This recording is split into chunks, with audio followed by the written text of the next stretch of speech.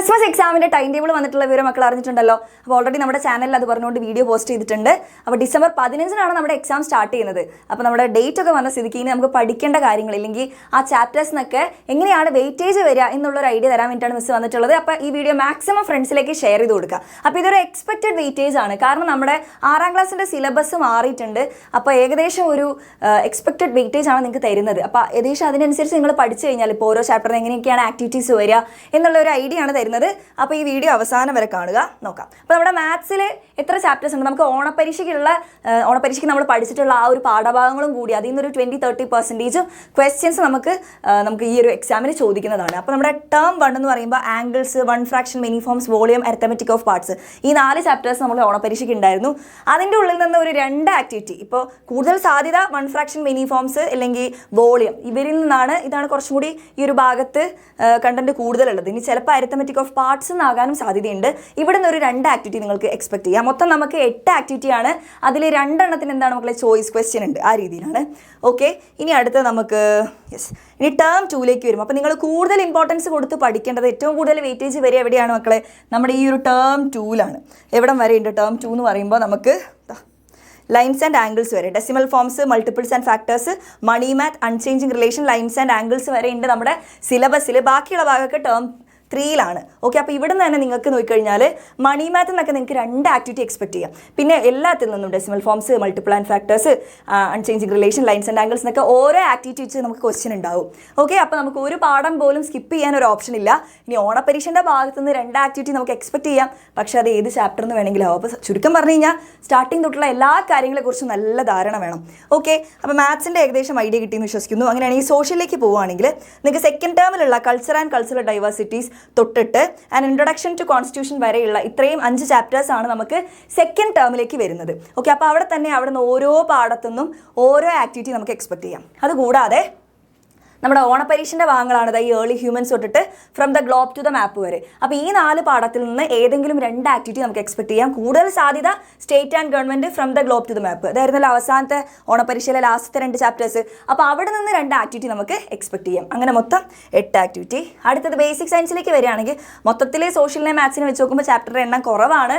എന്നാൽ കൂടി നമുക്ക് ടേം 2ലേക്ക് വരുന്നത് flowers and fruiting, association of substances, tiny chambers of life, ഇതിനെല്ലാം 2 ആക്ടിവിറ്റി വീതം നമുക്ക് എക്സ്പെക്ട് ചെയ്യാം. ഓക്കെ, അത് കൂടാതെ ഓണപരീക്ഷയുടെ ഭാഗത്ത് മാറൽ ഓഫ് ദ മാഗ്നറ്റിക് റിയം, ലെറ്റ് സ്റ്റാൻഡ് സ്ട്രേറ്റ്, ഈ 2 ചാപ്റ്റേഴ്സ് ഓണപരീക്ഷൻ്റെ അവസാനത്തെ ഭാഗത്തേക്ക് പഠിച്ചതല്ലേ. അപ്പോൾ അവിടെ നിന്നും 2 ആക്ടിവിറ്റി നമുക്ക് എക്സ്പെക്ട് ചെയ്യാം. അപ്പോൾ ഇതാണ് ഏകദേശം നമ്മുടെ ബേസിക് സയൻസിൽ നിങ്ങൾ എന്തൊക്കെ വന്നാലും നിങ്ങൾ സെക്കൻഡ് ടേമിലുള്ള ചാപ്റ്റേഴ്സിനാണ് കൂടുതൽ ഇമ്പോർട്ടൻസ് കൊടുക്കേണ്ട. ഓരോ വിഷയത്തിനും ഓണപരീക്ഷയിൽ നിന്ന് ചോദിക്കും. പക്ഷേ ആദ്യം ഇത് സെറ്റാക്കി വെക്കുക. ഇവിടുത്തെ സിലബസ് തീർത്തതിന് ശേഷം ഓണപരീക്ഷൻ്റെ പഠിച്ചു തുടങ്ങാം.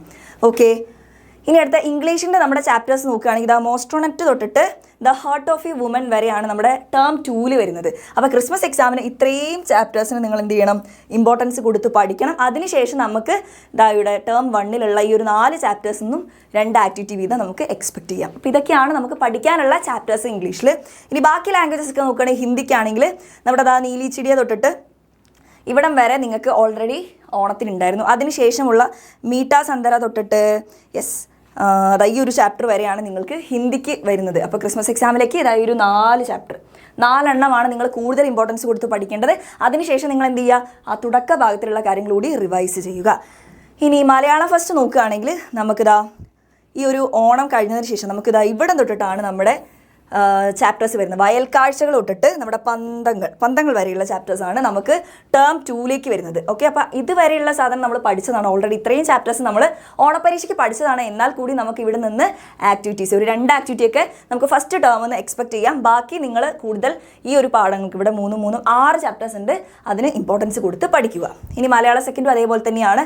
പൊതുവേ മലയാളം ഫസ്റ്റിനെ വെച്ച് നോക്കുമ്പോൾ ചാപ്റ്റേഴ്സിൻ്റെ എണ്ണം കുറവാണ്. അപ്പോൾ നമുക്കിതാ ഇവിടെ സെപ്റ്റംബർ തൊട്ടിട്ട് ഇത്രയുമാണ് മക്കളെ. വരയും വരിയും തൊട്ടിട്ട് ഈ വെള്ളം പൊങ്ങുമ്പോൾ വരെയുള്ള ചാപ്റ്റേഴ്സാണ് ടേം 2ലേക്ക് വരുന്നത്. അപ്പോൾ കൂടുതൽ ഇമ്പോർട്ടൻസ് കൊടുത്ത് ഇവിടുന്ന് പഠിക്കുക. അതിനുശേഷം നിങ്ങൾ ഈ അവസാനത്തെ 2 എണ്ണം മാതൃഭാഷയും പരിസ്ഥിതിയും അതേപോലെ ശന്തനുവിൻ്റെ പക്ഷികൾ, ഈ 2 ചാപ്റ്റേഴ്സ് കുറച്ചുകൂടി ഇമ്പോർട്ടൻസ് കൊടുത്ത് പഠിക്കണം. നിങ്ങൾ ആലോചിച്ചാൽ മതി, ക്രിസ്മസ് എക്സാമിലേക്ക് വരുന്ന സമയത്ത് ക്രിസ്മസ് എക്സാമിൻ്റെ പോർഷൻസ് ഉണ്ടല്ലോ, സെക്കൻഡ് ടേമിലുള്ള ചാപ്റ്റേഴ്സ് നന്നായിട്ട് പഠിക്കുക. അതിനുശേഷം ഓണപരീക്ഷ ജസ്റ്റ് അവസാനം പഠിച്ചിട്ടുള്ള 2 ചാപ്റ്റേഴ്സൊക്കെ കൂടുതൽ ഇമ്പോർട്ടൻസ് കൊടുത്ത് പഠിക്കുക. അവിടുന്ന് ആക്ടിവിറ്റി വരാനുള്ള സാധ്യത കൂടുതലാണ്. പിന്നെ അതിനുശേഷം തുടക്കത്തെ ആദ്യത്തെ 2-3 ചാപ്റ്ററൊക്കെ പഠിക്കാം. അപ്പോൾ ഇതൊക്കെയാണ് ഏകദേശം നിങ്ങൾക്ക് തരാനുള്ളൊരു ഐഡിയ. ബാക്കി ബാക്കി ഈ ഒരു subjects basic science, social, maths ഇതിനൊക്കെ കൂടുതൽ ഇമ്പോർട്ടൻസ് കൊടുക്കണം. ബാക്കി ലാംഗ്വേജസ് ഒക്കെ അതിൻ്റെ കൂടെ തന്നെ എല്ലാത്തിനും പഠിക്കാൻ നിങ്ങൾ ടൈം കണ്ടെത്തണം. ഓക്കെ, അപ്പോൾ എല്ലാത്തിൻ്റെ ഡീറ്റെയിൽഡ് ആയിട്ടുള്ള വീഡിയോ നമ്മുടെ ബാച്ചിലുണ്ട്. അപ്പോൾ നിങ്ങൾക്ക് ഇനിയും ജോയിൻ ചെയ്യുകയാണെങ്കിൽ നിങ്ങൾക്ക് റിവിഷൻ ക്ലാസ്സും അതേപോലെ എക്സാം ഓറിയൻറ്റഡ് ആയിട്ടുള്ള ക്വസ്റ്റ്യൻസിൻ്റെ ലൈവ് ഒക്കെ ഉണ്ടാകും. അപ്പോൾ അതൊന്നും മിസ്സായി പോകാതിരിക്കാൻ വേണ്ടിയിട്ട് നിങ്ങൾക്ക് എന്ത് ചെയ്യാം, പെട്ടെന്ന് തന്നെ നമ്മുടെ ബാച്ചിലേക്ക് ജോയിൻ ചെയ്യാം. അപ്പോൾ നമ്മുടെ ബാച്ചിൻ്റെ ഫീ വരുന്നത് 1499 ആണ്. ഇപ്പോൾ ഒരു ഓഫർ പ്രൈസ് ആണ്. അപ്പോൾ അത് തീരുന്നതിന് മുമ്പ് മക്കൾ എന്ത് ചെയ്യുക, ഈ ഒരു അവസരം യൂട്ടിലൈസ് ചെയ്യുക. അതുകൂടാതെ December 26 നമ്മൾ എന്ത് ചെയ്യുന്നുണ്ട്, നമ്മുടെ ക്രാഷ് കോഴ്സ് തുടങ്ങുകയാണ്. അപ്പോൾ അതിൻ്റെ പ്രത്യേകത എന്താണെന്ന് വെച്ച് കഴിഞ്ഞാൽ ഇപ്പോൾ ഓൾറെഡി ബാച്ചിലുള്ള കുട്ടികൾക്ക് ആ ഒരു ക്രാഷ് കോഴ്സിൻ്റെ ഫീ എന്ന് പറയുന്നത് 50% ഓഫ് ആയിരിക്കും. അതേപോലെ നമ്മുടെ ഈ ഒരു മൊത്തത്തിൽ ക്രാഷ് കോഴ്സിൻ്റെ ഫീ എന്ന് പറയുന്നത് 799 ആണ്. പിന്നെ നിങ്ങളിപ്പോൾ അടുത്ത കൊല്ലം നമ്മുടെ എക്സാമിനറുടെ കൂടെയാണ് നിങ്ങൾ പഠിക്കാൻ ആ ഒരു ജേണി, നിങ്ങൾ എക്സാമിനറുടെ കൂടെയാണ് നിങ്ങൾ ആഗ്രഹിക്കുന്നതെങ്കിൽ നിങ്ങൾക്ക് 7ാം ക്ലാസ്സിലേക്കുള്ള അഡ്മിഷൻ ഇപ്പോഴേ എടുത്ത് വെക്കാം. അങ്ങനെ അഡ്മിഷൻ എടുക്കുന്നവർക്ക് ഈ ഒരു ക്രാഷ് കോഴ്സ് ഫ്രീ ആയിരിക്കും. ഓക്കെ, എന്നുള്ള കാര്യങ്ങളൊക്കെ പറയാനുള്ളത്. അപ്പോൾ ഡീറ്റെയിൽഡ് ആയിട്ടുള്ള റിവിഷൻ ക്ലാസ്സുകളും റെക്കോർഡഡ് ക്ലാസ്സുകളും വർക്ക്ഷീറ്റും മോഡൽ എക്സാംസ് എല്ലാം നമുക്ക് ഈ ഒരു ബാച്ചിൽ അവൈലബിൾ ആണ്. ഇനി നിങ്ങൾക്ക് ഒരു എക്സാമിന് ഹെൽപ്ഫുൾ ആവാൻ ഏറ്റവും ബെസ്റ്റ് സജസ്റ്റ് ചെയ്ത ഈ 6ാം ക്ലാസ്സിലെ യുവ ബാച്ചാണ്. അവിടെ അത്രയും ഡീറ്റെയിൽഡ് ആയിട്ട് ക്ലാസ്സുകൾ പോയി കഴിഞ്ഞു. നമ്മുടെ സിലബസ് ഒക്കെ തീർത്തിട്ടുണ്ട്. ഇനി ക്വസ്റ്റ്യൻ ലൈവും ഡിസ്കഷൻ ലൈവ് ഒക്കെയാണ് നടക്കാൻ പോകുന്നത്. അപ്പോൾ അതൊന്നും മിസ്സായി പോകാതിരിക്കാൻ വേണ്ടിയിട്ട് എന്ത് ചെയ്യാം മക്കളെ, എത്രയും പെട്ടെന്ന് ഈ ഒരു അവസരം പാഴാക്കി കളയരുത്, ജോയിൻ ചെയ്തോളാം. ഇപ്പോഴാണെങ്കിൽ ഫീസിൽ റിഡക്ഷൻ ഉണ്ട്. അപ്പോൾ ഇത്രയും കാര്യങ്ങളാണ് നിങ്ങളോട് പറയാനുള്ളത്. അപ്പോൾ ടൈം ടേബിളൊക്കെ വന്നിട്ടുണ്ട്, അതനുസരിച്ച് പഠിക്കാനുള്ള കാര്യങ്ങൾ പ്ലാൻ ചെയ്തോളാം. ഇനി ഒട്ടും സമയം നമ്മുടെ മുന്നിലില്ല. സോ അടിപൊളിയായിട്ട് പഠിക്കുക. All the best.